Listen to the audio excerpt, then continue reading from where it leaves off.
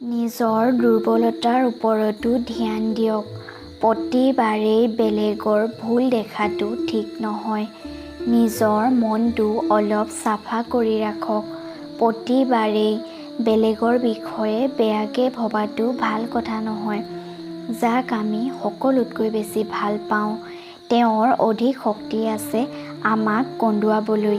সেইজন ব্যক্তিক ভালদৰে ৰাখক যিয়ে আপোনাক তিনিটা বস্তু দিয়ে: সংগ, সময় আৰু সমৰ্পণ। কেতিয়াবা আমাৰ ভুল নাথাকিলেও আমাৰ লগত শব্দ নাথাকে ক'বলৈ, যিটোৱে আমাক শুদ্ধ প্ৰমাণিত কৰে।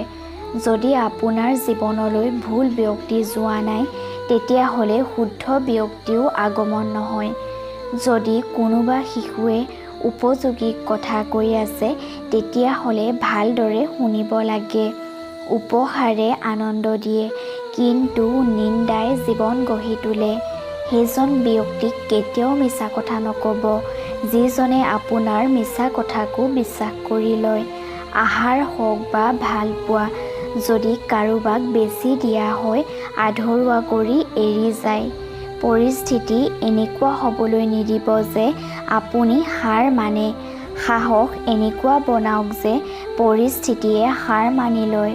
মনৰ সকলো গোপন কথা কাকো নক'ব, কাৰণ কেতিয়া বন্ধু শত্ৰু হৈ যাব ক'বই নোৱাৰিব। কষ্ট কৰা লোকে কেতিয়াও ভোকত নমৰে আৰু বেয়া মনৰ মানুহৰ কেতিয়াও পেট নভৰে। প্ৰতিটো কষ্টই মানুহক শিক্ষা দিয়ে আৰু মানুহক সলনি কৰি দিয়ে। চেষ্টা এনেকুৱাকৈ কৰক যে শাৰী কেতিয়া জয়ী হৈ যায় গমেই নাপাব।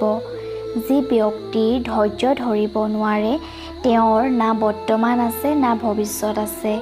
ভিডিঅ'টো যদি ভাল পালে, তেতিয়াহ'লে like, comment, share and subscribe কৰি দিবলৈ নাপাহৰিব।